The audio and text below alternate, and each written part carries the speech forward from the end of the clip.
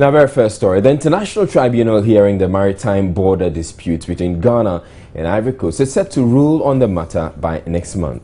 The tribunal disclosed this after lawyers for the two countries rounded their final arguments in the tribunal based in the German city of Hamburg today.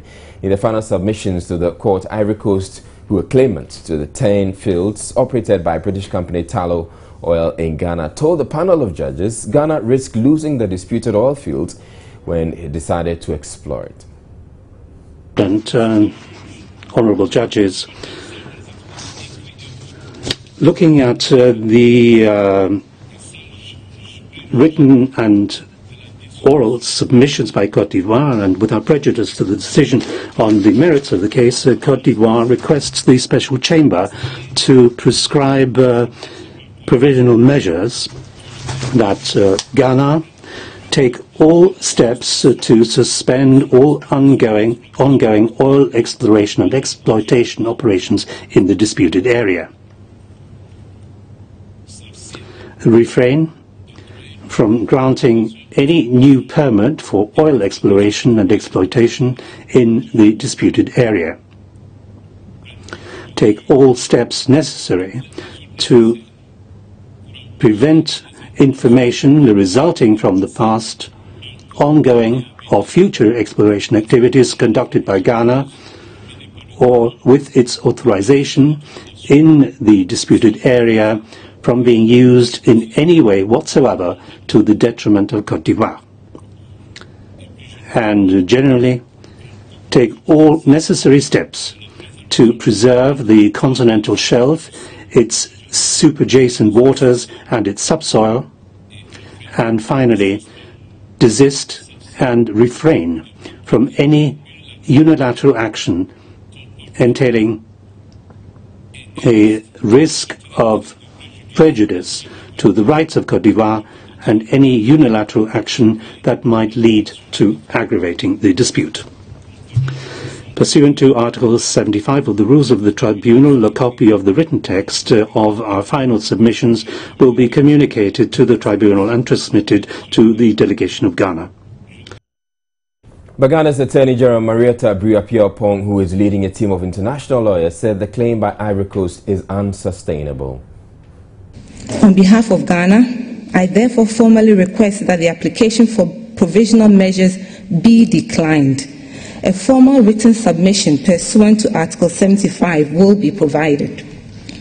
May I conclude by thanking you, Mr. President, and the distinguished members of the Tribunal, and the Registrar and his excellent staff for arranging this hearing so quickly and for exceptionally agreeing to sit on a Sunday to deal with the hearing in such an efficient way.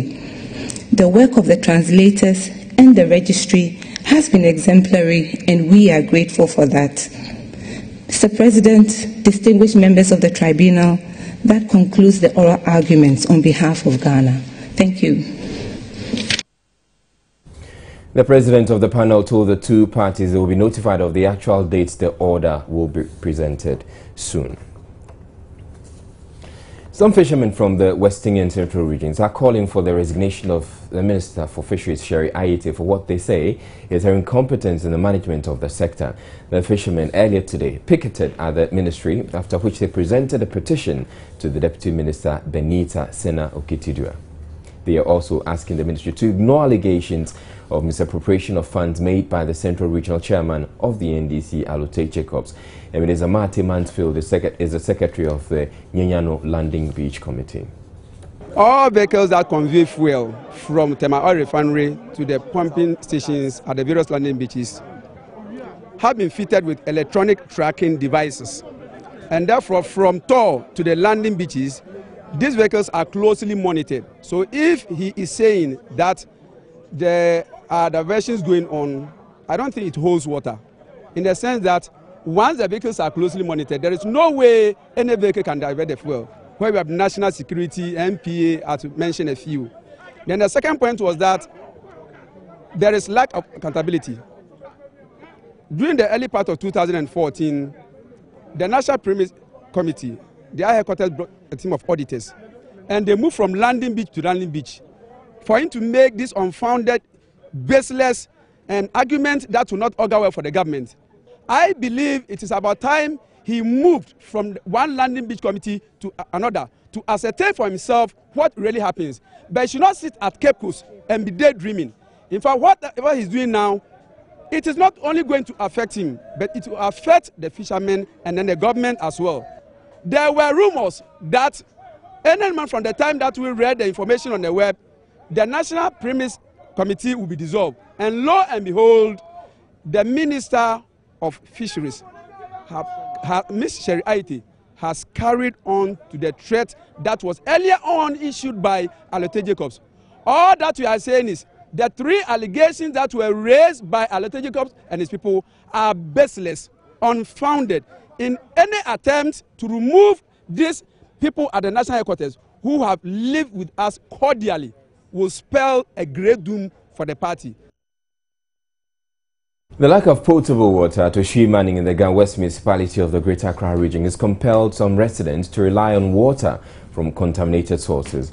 A borehole was built for the community 3 years ago following a Joy News report on the plight of the residents. The residents say they are unable to drink water from the facility because it is salty and would rather rely on a polluted stream often shared with cattle for their drinking water. Fifi Kumsing visited Oshimaning and has come through with this report.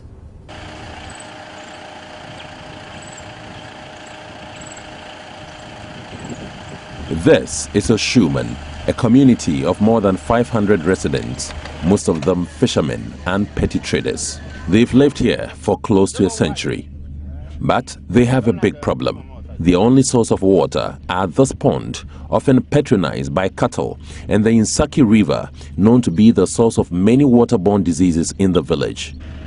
A Joy News documentary in 2011 about the plight of the people got laboratory scientists from the Ghana Association of Biomedical Scientists to move in to screen and treat the residents. The Ghana West Municipal Assembly also constructed a borehole for them.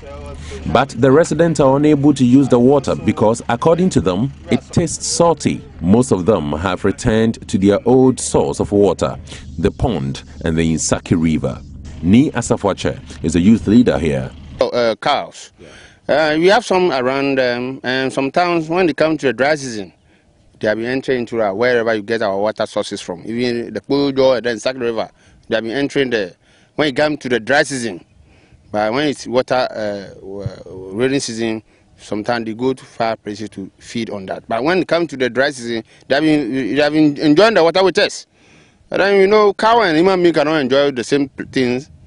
So that is another problem that we are facing on our community. So it's a situation that puts the health of many of these residents, including this 3-year-old boy, at risk. He approaches this bucket of untreated water, placed in the open, and fetches a cup to drink. I asked his mother, Akwele, why she allows her child to drink untreated water.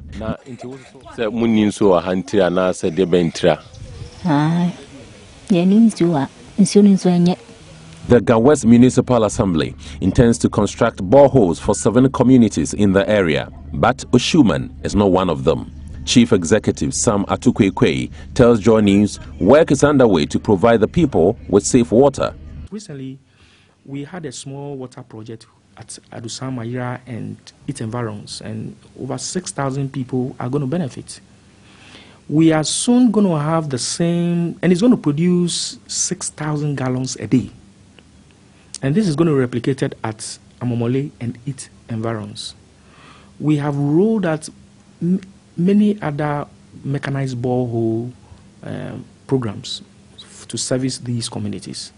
For now, a major health crisis looms in this little village, now caught up in the urban sprawl. Fifi Kumsing, Oshimaning. Still on water, the communications director of the Ghana Water Company, Stanley Mate, says the loss control team, also known as the task force component of the High Impact Performance Improvement Program, is to identify and sanction individuals who engage in illegal connections. He says the move forms part of efforts to plug the holes in the system and turn the utility into a profitable venture. The Ghana Water Company says the recent 1.06% adjustment in tariff is woefully inadequate especially at a time when the company is working towards operating all its treatment plants at full capacity to increase water production. For a very long time, we haven't had realistic tariffs. Anytime we request for some tariffs, I mean, it is cut down by sometimes 10 times. Okay, if you look at the recent one, we made a request of 21% adjustment just to enable us break even, and we're only giving 1.06%. Now, look at the difference and what change can we make with the 1.06%. As part of efforts to rake in the needed revenue, the loss control team, also known as the task force, has been created. With the performance contract that we have signed with government, we need to improve on revenue, and we all acknowledge the fact that there are a lot of more practices like illegal connections, bypasses against the GWCL. Now, these loss control teams are supposed to be on the ground to unearth some of these things so that we could prosecute the offenders. So their main task is actually to be on the ground, to be within their communities, move from house to house, and try to unearth some of these more practices to turn the utility into a profitable venture. The new high-impact performance improvement program is expected to turn Ghana Water Company into a profit-making entity in 100 days. The president of the Conference of Assisted Senior High Schools, Samuel Oforeje, has criticized the Ghana Education Service for its decision to sanction some headmasters for flouting a GS directive not to charge third-term fees. He told Joy News government has not paid the second and third-term subsidies to the schools, and that it is therefore unfair for headmasters to be targeted when parents and government shirk their responsibilities. I want to take this opportunity to let the whole world know that as I speak with you, the subsidies for the second and the third term as well have not been paid. How do we run the schools without these resources? A head called me that the final year students were owing as much as 82,000 Ghana cedis. That's one school. What are we talking about? If we get to the free secondary education, all the best. But if parents are supposed to pay, some of them, it is deliberate. So I'm really surprised that some of these things are not being looked at very critically. If we all know that in the first term of the final year, students are to register and they do not register, have we found a solution to that? And now headmasters and headmistresses have become the whipping boys and girls. They are not being fair. Why should they come and pay only the registration fee? Then if so, let's abolish school fees, and we know that nobody is paying school fees. When they will not even come and arrange the mode of payment to even the school authorities. Then you come and you say, I'm owing 2 terms fees, 3 terms fees, but I'm coming to pay the registration fee. Why are people not speaking for the heads? And everybody seems to be chastising the heads. Meanwhile, over 7,000 candidates from senior high schools in the Upper West region joined their colleagues from the rest of the country to take part in this year's West African Senior School Certificate Examination, WASI. Upper West correspondent Rafiq Salam visited 2 of the centers in WA and reports. A total of 268,771 candidates from 868 public and private senior high schools are taking part in the examination at 866 centers throughout the country. The Upper West is the region with the least number of candidates. 7,060 students are taking part in the examination. 3,999 are males with 3,061 females. The WA Senior High School Examination Center had 2 schools totaling 694 students taking part in the examination. They are the host school, WA Senior High School, with a candidate population of 605 and 89 candidates from a privately owned senior high school, and Tupaso Senior High School. The examination supervisor, Pius Laria Zuma, told Joy News off camera that there were no challenges with the conduct of the 2.5-hour integrated science paper examination at the center. The situation was no different at the WA Senior High Technical School, where 760 students took part in the examination. 2 students from WA Senior High School, Daniel Anzagra and Beatrice Anku, shared their thoughts with Joy News shortly after they finished the integrated science paper. As a candidate, you have to always prepare. and I have prepared adequately when I went in. It's not all the questions that I could answer, but what I have taken and what I have written at the end of the day, I know with God by my side, I'll get what I want. Do you think that you will pass the exams? Exactly, with all confidence. Why do you think that you will make it? Well, what I've produced and the terminal exams have been written for the past lesson. I even think that some of the terminal exams are difficult than this. And what I have produced, I think if the marking go well, I would deserve what I want. Even though I'm weak, but my God is mighty. He's so true. So I was not having any kind of fear in me. And so tell me the paper today. Did it meet your expectation? Yeah, actually. It was not bad. And so you expect to pass? Yes, I'm expecting to. Why do you think that you will pass? Because I was able to write something which convinced me that I'll be able to get a better grade. Rafiq Salam's report from WA. Police in Nsawam in the Eastern Region have rejected suggestions they are to blame for the murder of the chief of Chinto, a town near Nsawam here in Accra. According to the family of Nana Kofi Mankata, which is making the accusation, the police failed to respond to their complaints regarding threats on the chief's life before his gruesome murder. Nana Mankata was shot and killed along with his driver at Adwejiri on Saturday over what the family believe is a chieftaincy issue between him and his cousin. The two were returning from funeral around 9:30 p.m. Speaking with Joy News, a brother of the chief, Atani Delali, also accused the crime officer investigating the case of siding with their cousin who was fighting the chief over the throne.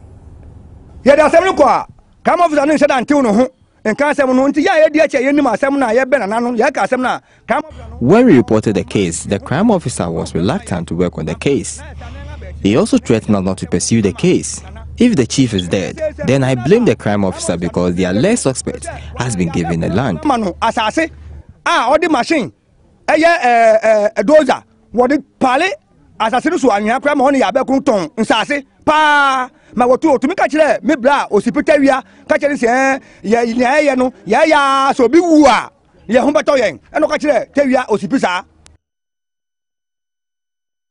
But in a sharp rebuttal, the district police commander, Chief Superintendent Kankambwedu, has refuted those claims. He says the police acted on every complaint the family lodged. We haven't refused to act on any report against the robber chief. All that I'm saying is that we have not received any complaint of threats against the deceased chief. All that I'm saying is that I'm aware of the chieftaincy dispute, but I refuse to comment and refer you to the crime officer himself. He will be able to tell you or explain what explain the reasons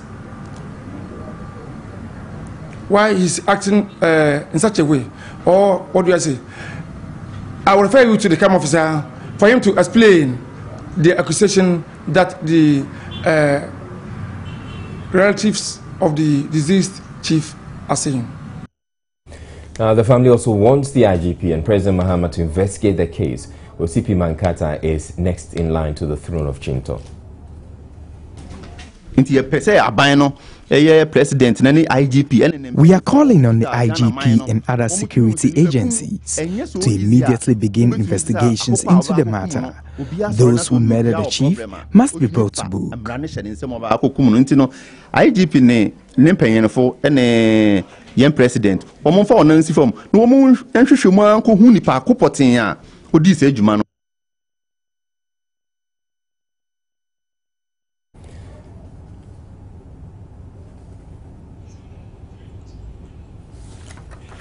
Also, the self-acclaimed evangelist Cindy Naadu who allegedly defrauded 225 people under the pretext of securing them American visas, is still in police custody days after the courts granted her bail because she has been unable to raise her bail bond.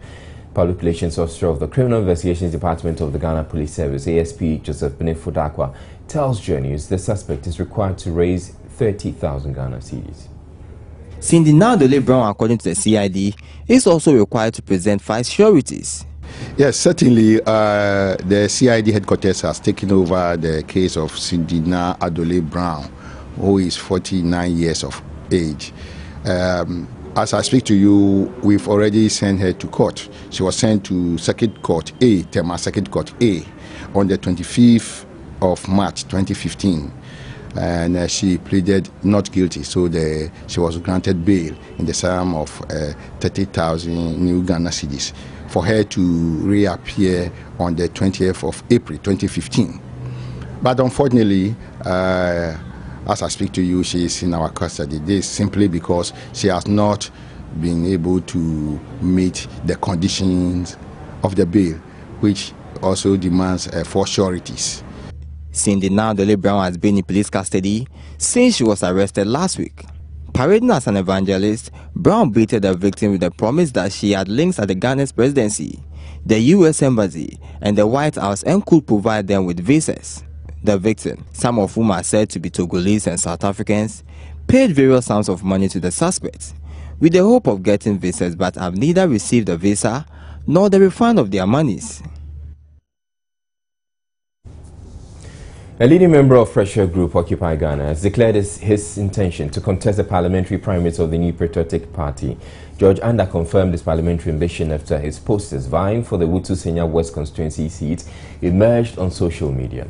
Government spokespersons and officials have always accused Occupy Ghana of being an offshoot of the MPP, but Mr. Anda disagreed. I think there have been different things that I've wanted to do at different times in my life. And when I moved out of regular corporate, when I was preparing to move out of regular corporate, the next thing that I desired to do was to serve my country.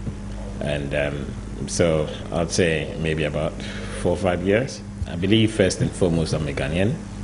I'm a Ghanaian who wants to serve. There's nothing that makes Occupy Ghana as a group an MPP group. There are individuals that may have certain political or partisan associations, but that has nothing to do with what Occupy Ghana represents as a group. Occupy Ghana has said over and again that we are a political movement, but we are non-partisan. We believe in certain values. We believe in right being right and wrong being wrong, and irrespective of whichever government is in place, Occupy Ghana's stand on those issues would remain the same. We're fighting for good governance, and we'll fight for good governance whichever government comes in place. I believe that there are certain values and principles that every true occupier lives by, and there's no way that living by those values make you any less a Ghanaian. It makes you a better Ghanaian, it makes you the new Ghanaian.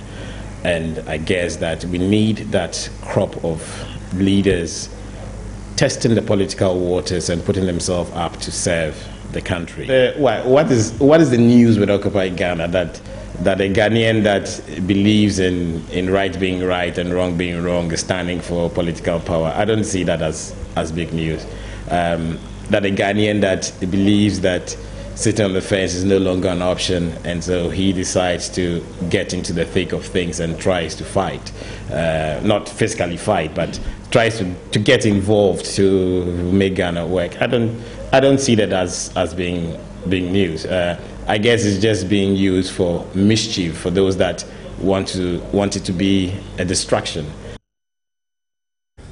Well, the new Patriotic Party officially opened nominations for primaries on Monday, March 30, 2015, contrary to reports that the process has been postponed. The reports suggested the opening of nominations had been postponed as the National Council meets to review, among others, the controversial affirmative policy which allows the NPP's 16 sitting female MPs to contest the 2016 elections unopposed. General Secretary of the party, Kwabena Ejapong, however, tells Joy News' Lib Arthur the National Council meeting should not hold up the nominations. In fact, this is the nomination forms. As we speak to you, they are being dispatched to all the regional capitals for onward dispatch to the various constituency offices.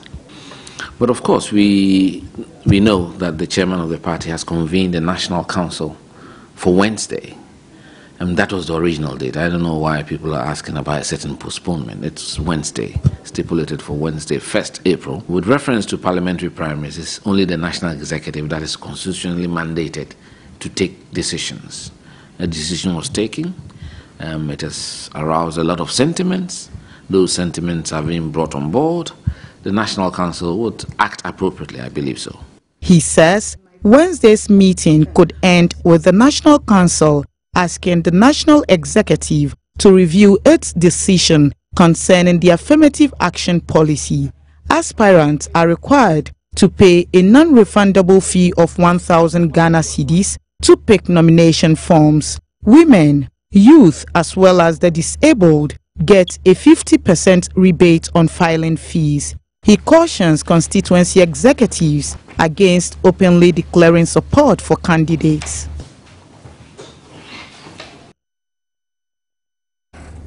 Right, up next, we bring you business news. So stay tuned.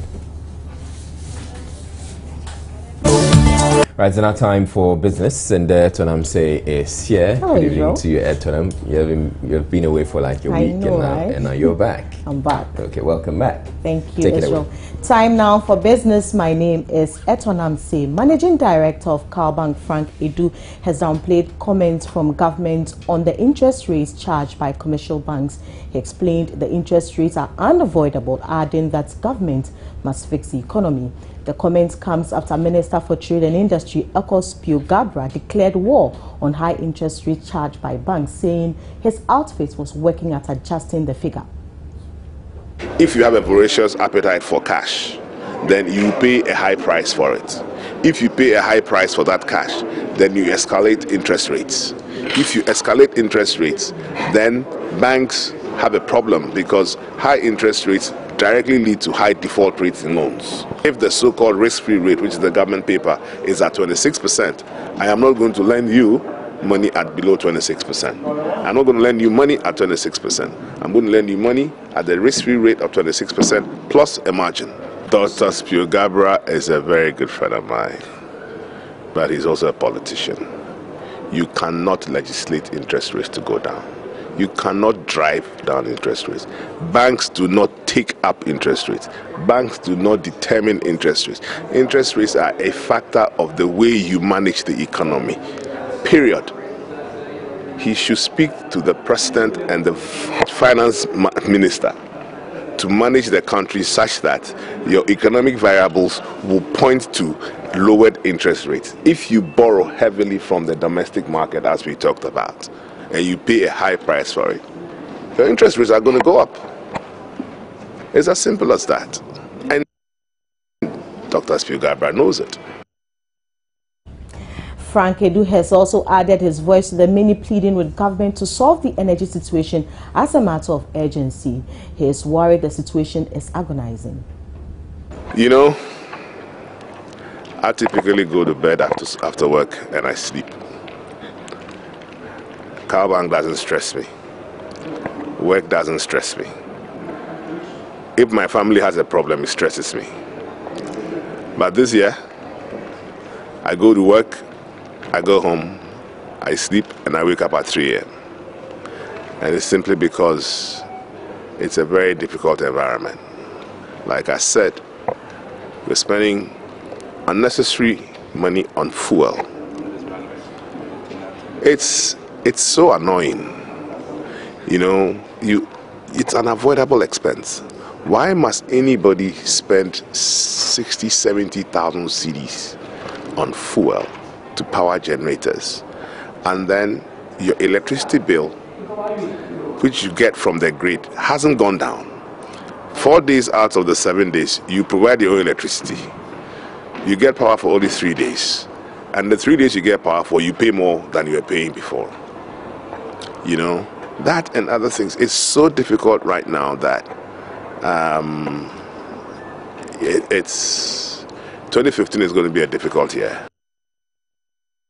Of the Ghana Chamber of Commerce and chair of the Shaba group of companies, Dr. Seth Ejapa, says the current energy crisis has forced him to lay off 48% of his workforce alone, while other companies under the chamber are doing the same. He contends most companies will go down by end of the year following the increasing difficulty in doing business in the country.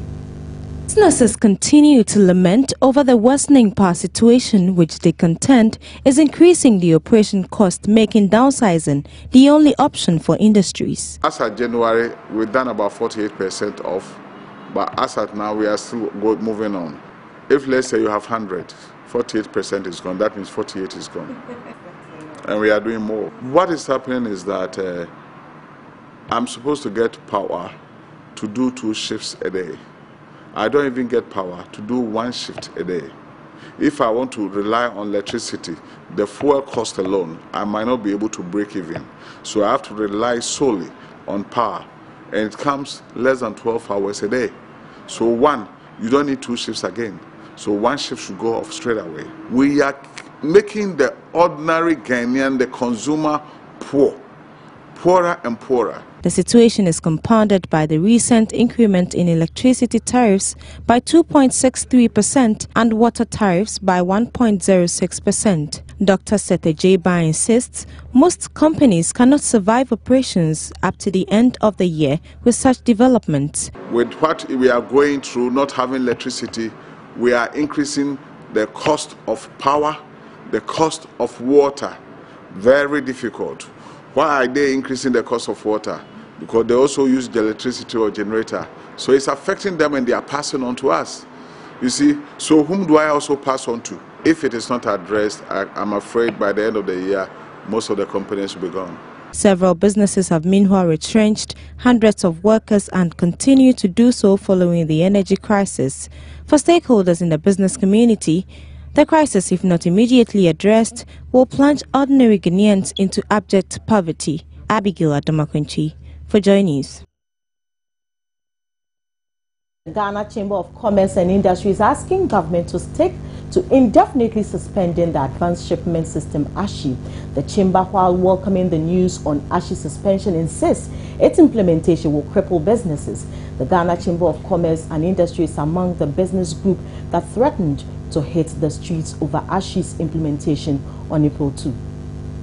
Somebody who imports in Ghana, who is not privy to his information related to the shipment. So why do you introduce something that you want to formalize that if I'm importing from China, I have to go and give the documents to a company, they will assess and bring the company down to tell me that the ship is coming on so and so date, and you charge me for that. What is this? It's just rip-off of the private sector. Who is going to give the information to them?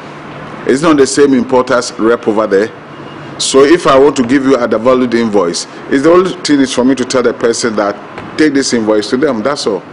So what is it? It makes no difference. It's a way of making extra money and adding on costs to doing business. It's a welcoming news that we fought for it, we've gotten what we want, and we are grateful to the president.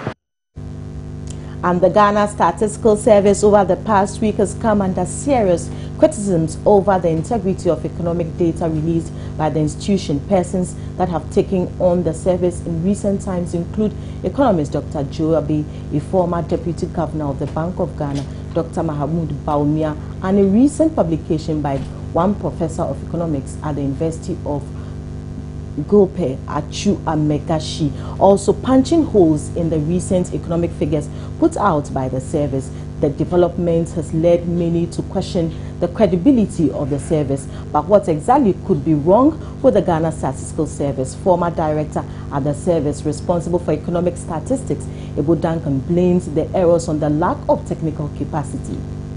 Right now, my own assessment can see that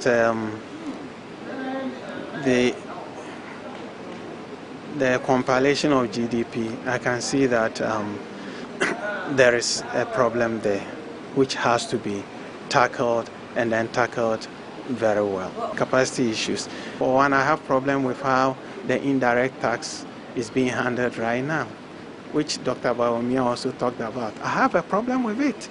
And they are there, they've not questioned that person giving the technical assistance. You don't have someone who can question the methodology. I think if mistake is very simple, it becomes unpertinent. And this is something simple, you look at it, and then, but still, I cannot discount transmission error being a factor. But what I will advise is that Statistical Service should try if transmission error, they should bring the correct one there for people to see so that it clear all those doubts. Are you saying that with all that has happened, we shouldn't worry about, the data that has gone to the IMF because they are not using this particular data? I want to get that clear. Yes, yeah, because the GDP with the growth rates that the IMF is using is not, I mean, this series that has the basic prices growing at 2.2%, and then the one that has 2009 growing at 4.8% now. That's it for business. My name is Etonamse George Adu Jr. standing by with sports. Right now, time for sports. So let's begin with some news right here in the country. And the Justice Jamapek Commission has finally handed over its reports on investigations into Ghana's botched 2014 Brazil World Cup appearance to President Mahama. A three-man commission was constituted by the president to investigate the circumstances surrounding Ghana's poor outing at the World Cup. After over 4 months of investigation and interrogation of parties involved, the commission this afternoon handed over the about 400-page report to President Mahama. Justice Senyor Jamefe told the president they will ensure that recommendations in the report are fully implemented.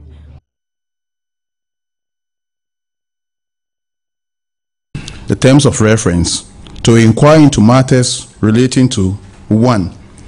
The preparation of the Black Stars team for the tournament and possible lapses which might have caused the early exit of the team from the tournament.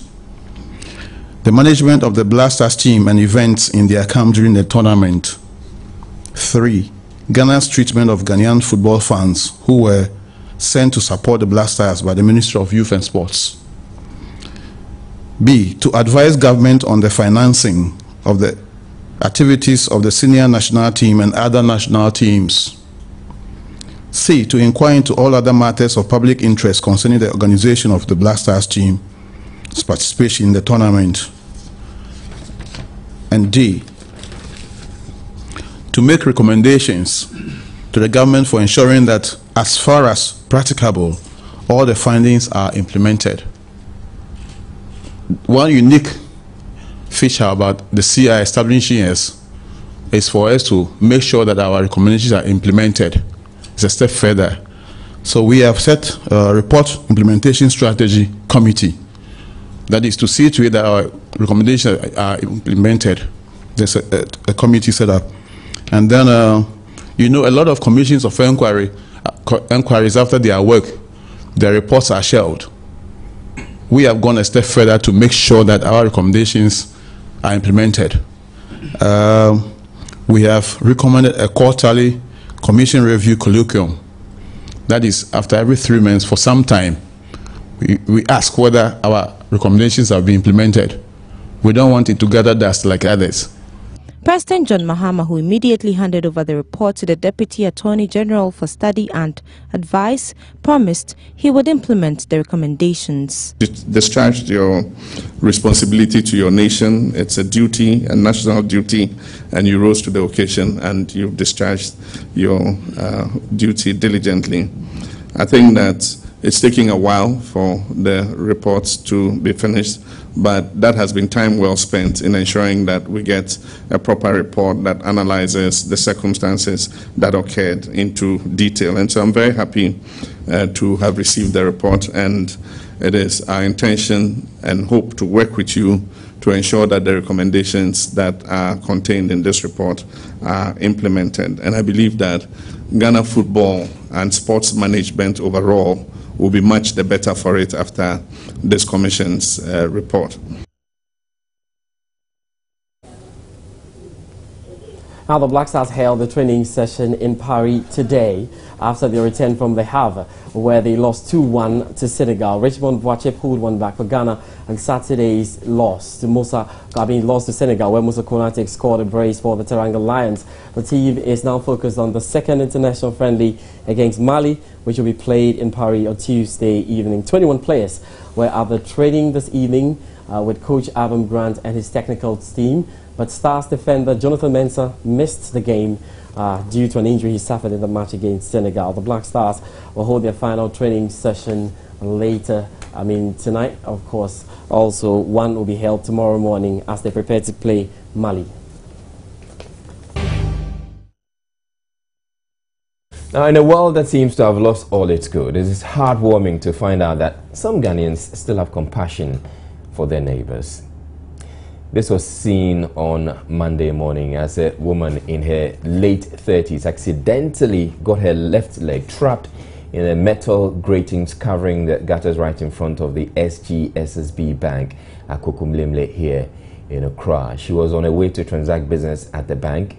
The scene attracted a lot of sympathizers, some who were ready to render their assistance. Others followed the social media fashion with their cell phones for the information of their social media fans. To several techniques to remove her foot failed until a welder was called in, as you can see. Together with some of the sympathizers, the welder worked to free the wailing woman's leg, cutting one of the bars in the metal grating open. The woman's leg was freed after some minutes, although they took some steps to prevent inflicting injury. There was a visible cut in the leg and she was unable to stand on it. Sympathizers aided her to safety.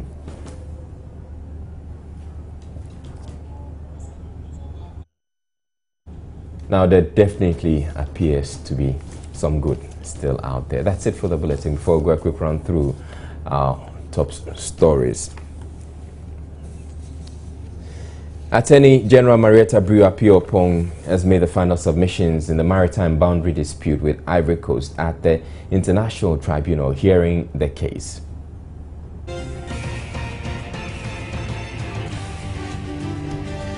The Justice and Welfare Commission has finally handed over its report on Ghana's 2014 World Cup appearance fiasco to President Mahama.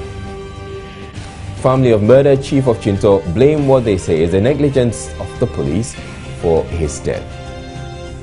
And leading member of pressure group Occupy Ghana declares decision to run for parliament on the ticket of the opposition New Patriotic Party. And Nigerians are awaiting tensely the final results of the presidential elections. That's it for the bulletin. Thank you very much for watching. My name is Israel Lai. Have a good evening.